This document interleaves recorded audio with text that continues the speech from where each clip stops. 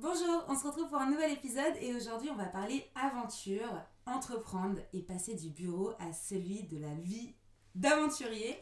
C'est Aujourd'hui ça. je suis avec Mathis. Bonjour Mathis. Hello. Hello. Salut Eva. Coucou tout le monde, pour ceux qui nous regardent, c'est mon invité du jour et on va parler aventure. On va parler quoi d'autre? Aventure Aventure et et aventure. entrepreneuriat aussi. Et Parce que départ, et départ, c'est une aventure départ, et entrepreneuriale. voilà. Arriver, repartir, le sac à dos, la valise, le matos, tout ça, tout ça. C'est ça. Est-ce que tu veux te présenter un peu à la communauté? Of course. T'as vu mon anglais? Ouais, et pas mal, hein, c'est ça que tu voyages. Ouais, je sais, je sais. Du coup, moi, c'est Mathis, alias Tortuga sur les réseaux. J'expliquerai peut-être pourquoi. Surtout que je dis pas souvent pourquoi Tortuga. Sur dans mes contenus. Alors, il y a l'exclu, la tortuga ici. Voilà. Faut regarder jusqu'au bout, du coup. Enfin, ou écouter. Et du coup, ça fait plusieurs années que je voyage à travers le monde, ou en France aussi. Depuis le Covid, c'est plus en France et en Europe. Et en fait, j'ai tout lâché, ma vie d'avant, entre guillemets, parce que j'ai eu un parcours assez classique. Je travaillais en école de commerce, j'ai travaillé dans un bureau pendant plusieurs années. Et à un moment, donc on reviendra dessus, mais ça n'a pas été aussi décisif que ça. Mais j'ai décidé de tout mettre de côté, ça ne m'allait pas. Et je suis parti me lancer des défis à travers le monde, de partir à l'aventure. Donc au début, c'était juste des simples voyages. Puis petit à petit, c'est devenu des aventures plus complexes, comme traverser l'Islande à pied, la France à vélo, la Mongolie à cheval.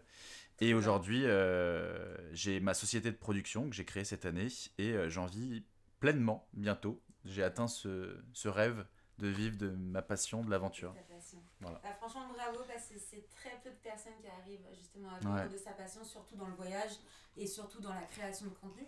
c'est vrai. Parce que putain, tu t'es lancé dans la production, donc tu fais des documentaires Mm. aussi. Pour ceux qui connaissent pas la tortuga, C'est ça, des films tu fais d'aventure. des films d'aventure, des documentaires et c'est super intéressant et t'es totalement immersé en immersion, Mhm. je sais pas, Immergé. immergé. Donc t'es en immersion totale du coup ouais, dans les pays et c'est super impressionnant quoi. Pour avoir regardé quelques vidéos, Merci bien. je te fais la révérence. Ah ouais, c'est gentil. Et donc quel a été vraiment Déclic. ton déclic où tu t'es dit ça y est, je quitte mon job de bureau et je vis pleinement mon aventure. Le déclic, il n'y a pas eu de déclic, je pense. C'est très, on aime bien, je pense, sur les réseaux pour simplifier le message. Oui. Ce côté et même moi, parfois, je dis, j'ai tout quitté pour. Là, je l'ai dit aussi, là, parce que c'est plus simple, mais ça a été plus compliqué que ça. Mais ce déclic qui s'est fait sur une plus longue période, je pense que c'était à la fin de mes études. J'ai fait un stage de fin d'études dans une agence de publicité où on travaillait pour une grande marque de fast-food. Ça m'a un peu dégoûté du milieu. Et je terminais mes études et j'avais enfin une année pour moi, une année sabbatique à la fin de mes études qui pour la première fois de ma vie, c'était pas imposé de partir à l'école, de faire quelque chose que soit mes parents, mes proches, ou la société m'imposait de faire. J'avais une année pour moi, je décidais ce que je voulais faire. Et dans un coin de ma tête, j'avais toujours voulu repartir voyager, parce que j'ai fait un Erasmus en Finlande pendant mes études justement, et j'ai adoré, c'était ma première expérience, j'ai vécu 6 mois en Finlande, à Helsinki, et j'ai découvert justement les milieux nordiques. Pour la première fois, j'avais fait du chien de traîneau, j'avais fait du ski nordique, etc. Trop bien. Et j'avais toujours dans un coin de la tête de repartir. Et à cette époque-là, je faisais déjà de la vidéo par passion, du montage vidéo, de la captation. Donc c'était une passion qui était déjà en moi, la vidéo, à ce moment-là. Mais filmer des entreprises, etc., c'était pas quelque chose qui m'inspirait énormément. Tu sais, de faire des films institutionnels, voilà. Commercial, Ouais, c'est ça, peu, pour être payé. J'avais fait mon auto-entreprise et tout, donc j'avais testé, mais il manquait un truc. Moi, je voulais raconter des histoires, tu vois. Parce que j'ai beaucoup bouquiné quand j'étais plus jeune. Je voulais raconter ce côté de raconter des histoires. Et je suis arrivé dans cette année sabbatique et j'ai mon meilleur ami. Je savais pas trop quoi faire. J'étais encore dans ce côté où tout le monde me disait Mathis, si tu prends une année sabbatique, tu vas jamais retrouver un job après. C'est toute cette pression sociale. Ça c'est toujours. C'est compliqué, quoi. Si tu pars, ça va être dur de revenir. Mais Ouais, non, en fait, tu exactement. peux toujours revenir. Il n'y a aucun. C'est ça. Qui t'a dit un jour que tu pouvais pas revenir dans ton propre pays, quoi? C'est un Bah peu. ouais, ouais, on va dire tu vas te perdre en fait. Ouais, c'est ça. Les gens ils vont te voir avec un petit ukulélé. Ouais, voilà. Puis, Après, ça se pourrait, mais ça t'en meurs pas, quoi. bah C'est non, ça. c'est ça, c'est clair. Et du coup, je suis parti avec ma caméra. Donc, il y a mon meilleur ami qui m'appelle un jour et qui me dit Mathis, je sais que tu pars, tu as une année là où tu sais pas quoi faire. Viens, on part en road trip en Amérique latine, au Pérou et en Bolivie. Non. Et je dis, mais attends, mais Enfin, moi, j'avais tous ces préjugés. Je dis, j'ai jamais fait de road trip. On va partir là-bas. Bah, pareil, on va jamais revenir. On va se faire enlever. C'est des cartels et tout. Et au final, bah, on y allait. Moi, j'avais ma vieille caméra Canon 7D à l'époque. Et en fait, on a posé le pied en sol en Amérique latine. Et ce qui devait être un voyage d'un mois s'est transformé en un voyage un an. Je suis tombé accro au voyage, à l'aventure, à rencontrer des nouvelles cultures. J'ai tout filmé pendant un an. J'étais passionné par ça. Et de un mois, ça s'est transformé à voyager au Mexique, au début accompagné. Puis après, en Asie du Sud-Est, je suis resté 6 mois à voyager seul. Et plus je voyageais, plus je commençais à sortir des sentiers battus. J'ai décidé, quand j'étais au Vietnam, de traverser le Vietnam à moto. En nord du Thaïlande, au lieu d'aller à la full moon, je suis parti vivre dans un monastère bouddhiste. En Birmanie, je suis allé jusqu'au front de la guerre. Enfin bref, j'ai testé plein d'expériences. Et c'était ça le gros déclic cette année-là. Ouais. Je suis d'accord avec toi pour avoir beaucoup voyagé aussi. Pareil, à la base c'était un mois, ça a duré 2 ans. Je suis revenue comme une route avec mon sac à dos. Mes parents, ils étaient là, ça y est, elle est là parce que j'avais prévenu personne que je rentrais. Ah ouais. C'est vrai que donc t'es parti sans retour quoi. Ouais. Bah, à la base, non, mais. Enfin, j'ai jamais pris de billet de retour. C'est un truc que vraiment, je vais prendre un billet de retour si le pays l'impose. Tu sais, il y a toujours. Faut prouver que tu repars du pays pour que tu puisses rentrer. Ouais, c'est ça. Mais t'as toujours la petite astuce de tu la prends à l'aéroport. Et tu changes, tu supprimes. Tu annules le retour une fois que t'as passé la douane, quoi. Ou que t'as ton stamp. Enfin bref, mais ouais, du coup, non, je comprends, les voyages, c'est quelque chose. T'es parti combien de temps déjà?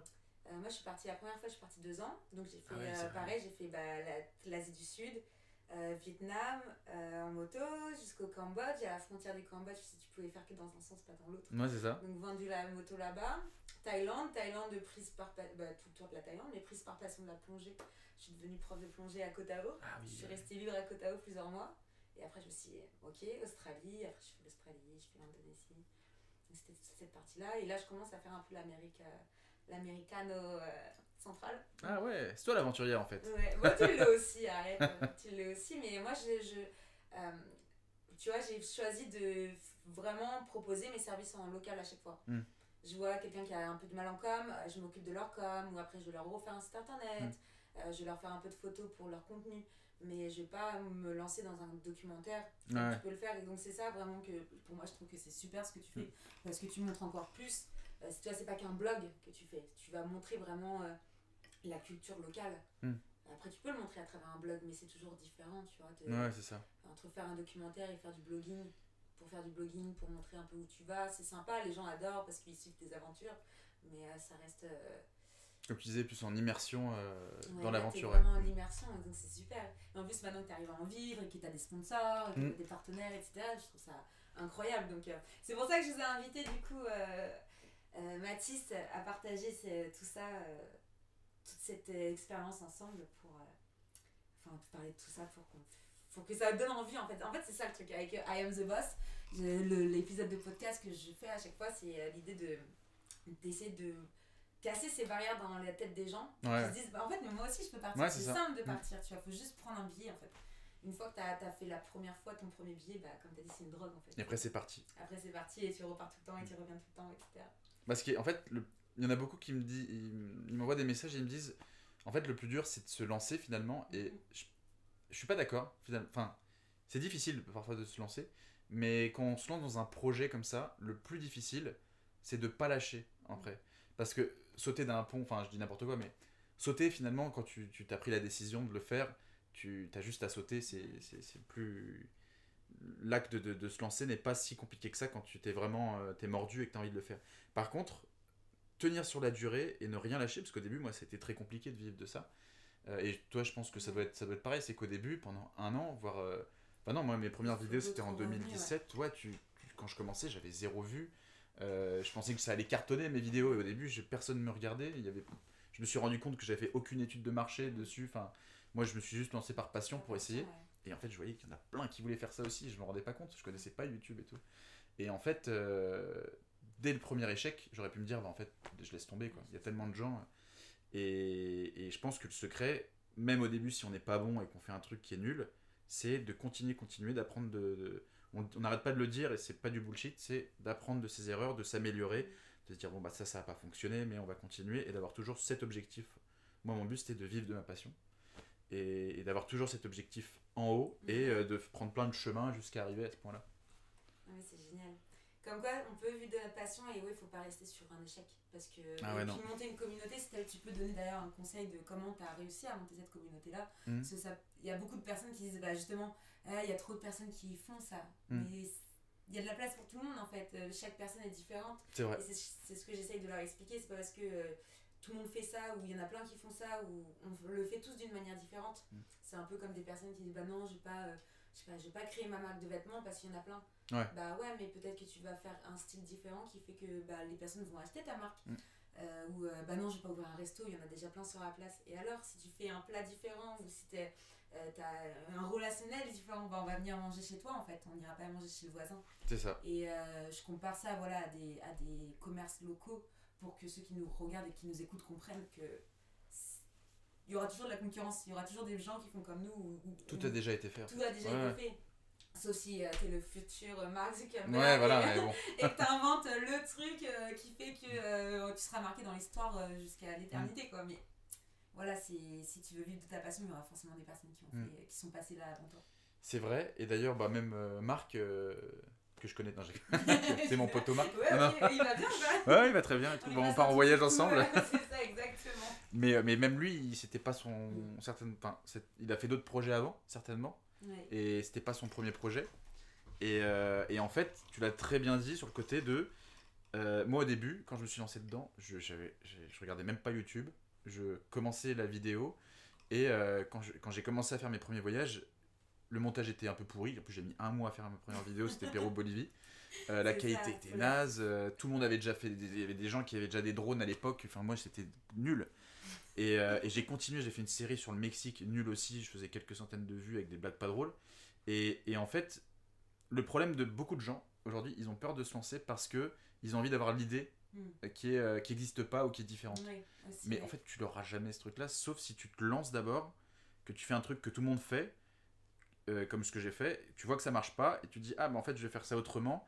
Et c'est un parcours assez long tu vois, tu testes des trucs, machin, jusqu'au moment où je me suis rendu compte qu'il fallait juste que je mette à fond dans ma patte, et je me rendais compte que ma narration était peut-être différente des autres, et rapporter quelque chose de supplémentaire par rapport à d'autres vidéos. Donc je dis, je vais m'axer sur ma narration. Ouais, c'est ça.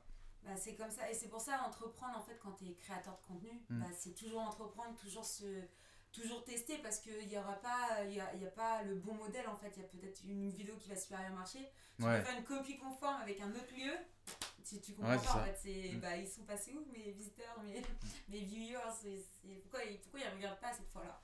Et ça, il ne faut pas avoir peur aussi, parce qu'il y a des personnes, psychologiquement, c'est compliqué aussi, psychologiquement. Bah ouais. De se lancer, tu veux dire? De se lancer, puis de continuer. Et d'avoir un gros succès sur une vidéo, par exemple, parce que toi, tu es vraiment à fond sur YouTube, les documentaires, vraiment, c'est vraiment de la création vidéo que tu réalises, même si des documents, enfin, c'est full vidéo. Donc, si demain, tu as une vidéo qui ne marche pas, alors que tu as mis des mois à travailler dessus, faut avoir le mental pour se dire, ok, c'est pas grave, j'en refais une. C'est exactement ce qui m'est arrivé il n'y a pas longtemps là. Ok. Pour ton fameux documentaire de Laponie, non? Sur le Musher, en Norvège. En Norvège, Donc j'ai testé en plus un nouveau format. Donc j'ai fait mes films, donc j'ai fait l'Islande, qui était mon premier film qui avait cartonné. De quoi?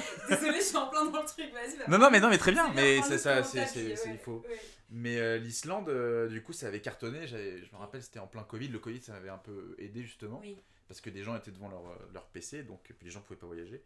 Et donc là, je dois avoir 140 000 vues. Après, j'avais fait la France à vélo, même format. Donc là, ça avait fonctionné aussi. Parce que le sujet intéressait. Donc pareil, 130, 140 000 vues sur YouTube, ce qui était génial. J'avais que 10 ou 20 000 abonnés à l'époque. Et j'en ai que 30 aujourd'hui, mais ça suffisait. C'est déjà pas mal. Sur YouTube, c'est très long. Donc j'avais fait La Réunion, qui avait cartonné aussi. Et j'ai fait un film en Laponie, mais je voulais le faire en suédoise. Là, j'avais des sponsors et tout. On a atteint les 13 000, ce qui est déjà pas mal sur une niche comme ça, mais ça n'avait pas trop cartonné. Et là, pour la Norvège, pareil, pourtant ça avait cartonné sur TikTok, tu vois, sur cette plateforme, j'avais fait des mini-vidéos. Et là, je poste pendant les fêtes une première partie du film. Je me suis dit qu'au lieu de faire un film complet, je vais faire plusieurs parties. Parce que, tu vois, t'as beau avoir 140 000 vues, t'as pas 140 000 personnes qui s'abonnent. Donc je me suis dit, si je fais plusieurs épisodes, les gens s'abonneront. Oui, en plusieurs parties. Ouais, et là, il a atteint, alors que j'ai mis du temps et tout, l'aventure est intéressante, j'en ai même pas 5000 vues sur la première partie. Et là, je suis là, putain, donc peut-être ça va prendre après. Et donc dégoûté, sachant qu'il y avait un sponsor qui était peut-être prêt à investir pour le deuxième épisode et tout. Donc là, il voit les chiffres, il se dit, bah en fait, peut-être pas. Et donc là, j'étais chez moi l'autre jour, et puis je sais pas, j'étais en train de manger un truc, et je me dis, bah écoute, ça refait un nouvel échec. Tu vois, en fait, t'es tellement habitué à avoir des échecs, je dis, bon bah ok, encore un truc, donc ça te démotive, mais après tu t'y remets, donc je vais quand même faire l'épisode 2. Peut-être qu'il va mieux marcher, peut-être pas. Mais il faut pas, ouais, Non, tant faut pis. pas abandonner. Bah, ça fait partie de ça, hein, de toute manière, entreprendre, c'est toujours être courageux, rester positif, Ouais. pas abandonner. Je sais pas si t'as d'autres conseils à leur donner là. Mais Ah, c'est vrai que c'est super, ouais, la passion. la passion. Ouais, je pense si tu kiffes pas ce que tu fais et que tu fais juste pour que ça fonctionne, c'est mort. Et moi, c'était Alex Viseo, je sais pas si tu le suis. Oui, oui, on avait fait un épisode. Ah oui, ensemble. ça, on en avait parlé, ça. Ouais. Et lui, c'est lui qui m'a inspiré le premier. Ok. Parce que c'était ces vidéos que j'avais vues pour la première. Quand je venais de découvrir YouTube avant de me lancer au Pérou. J'avais mis comment faire son sac et j'étais tombé sur sa vidéo. Et c'est lui que j'ai vu. Oh, le gars, il vit de ses vidéos sur internet, je veux faire pareil que lui. Donc c'est le premier gars qui m'avait inspiré. Et du coup, au fil d'une aiguille, je l'ai rencontré. On était en compète dans un concours de vidéos. Bon, il a gagné. Bravo à toi, Alex, d'ailleurs, à l'époque. Et voilà, si tu regardes. Et lui, il avait découvert mon aventure en Islande sur TikTok. Il voyait que ça marchait bien. Il m'a dit, viens, on fait un podcast justement sur l'Islande. Avant que le film sorte. D'ailleurs, ça a contribué. Les anthropoteurs, non, c'était quoi? Non, Anthropoteur, ça, c'est ce qu'il fait en ce moment, je crois. D'accord, ouais, peut-être. Et avant, c'était un truc un peu similaire, mais pour plus voyage. Parce qu'il a arrêté maintenant. Et du coup, donc je crois que ça avait très bien fonctionné. Ah, ciao. Et du coup, ça avait bien fonctionné. Ah oui, et non, il m'avait donné un conseil. Il m'avait dit, bon, ton film, il va sortir semaine prochaine, ou je sais plus quand. Écoute, Mathis, je sais que tu as mis beaucoup d'efforts là-dessus. Si ça fonctionne, tant mieux. Mais si ça fonctionne pas, au moins tu auras fait un film, un truc qui te passionne. Tu as ton bébé, ton produit fini, tu en es fier. Tu as voulu faire passer un message et c'est tout ce qui compte. Et c'est vrai que je me suis dit, en fait, il faut que j'arrête de regarder que les vues. Oui. Et que je me focalise sur c'est quoi mon vrai kiff, c'est de faire un film, de le pondre et d'avoir ce bébé, ce produit fini qui est là. Et puis même s'il n'y a pas beaucoup de gens qui le voient, au moins il y aura quand même, tu vois, le message est passé. Il faut se focaliser sur sa passion avant de...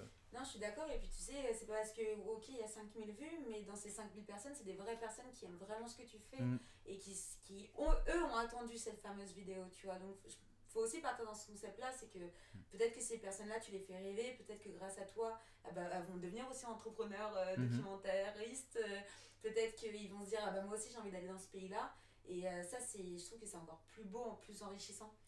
Et tu vois, par exemple, peut-être qu'il n'y a pas beaucoup de vues non plus sur ce genre de vidéo, mais toutes les personnes qui m'envoient des messages de remerciement sur chaque vidéo, sur chaque invité, c'est ça qui me donne envie de continuer, tu vois. Tout à l'heure, tu me disais, vu qu'on parle de création de vidéos et de création de contenu, tu me disais, ça va, t'arrives à tenir le rythme? Bah ouais, parce qu'en fait, je kiffe ça. Tu vois, c'est passer un moment avec une personne que soit je connais pas ou très peu, ou très bien, et puis avec qui je vais échanger, mais cet échange, elle est intéressante parce que ça peut ouvrir l'esprit sur d'autres choses pour d'autres personnes. Donc c'est toujours dans ce système-là, c'est quelque chose un peu du contenu, voilà, que tu peux écouter comme ça en faisant peut-être la cuisine ou en conduisant, ou peut-être que devant ton écran en train de regarder les gestuels, parce qu'il y a des personnes qui aiment bien regarder les gestuels. Mais c'est vrai que voilà, c'est des choses c'est des choses un peu faut pas faire que pour les vues, et c'est ce qu'il disait tout à l'heure, là, même Christophe, lui en copywriting, il disait faut écrire avec le cœur, et c'est une fois que tu écris avec le cœur en fait que c'est là que les gens ils s'accrochent, ils ont envie de te lire, parce que c'est pas juste écrire pour écrire. C'est un peu pareil, tu vois, faire de la vidéo, c'est pas juste faire de la vidéo pour faire de la vidéo, c'est parce que t'aimes ça. Exactement. Et c'est pour ça que je te disais un peu tout à l'heure, je suis triste qu'il y ait un peu cette TikTokisation, même si ça fonctionne énormément, des réseaux où en fait on commence de plus en plus, il y a un algorithme qui va t'imposer à... tu t'es dans ta niche, tu restes dans ta niche, tu fais que ça.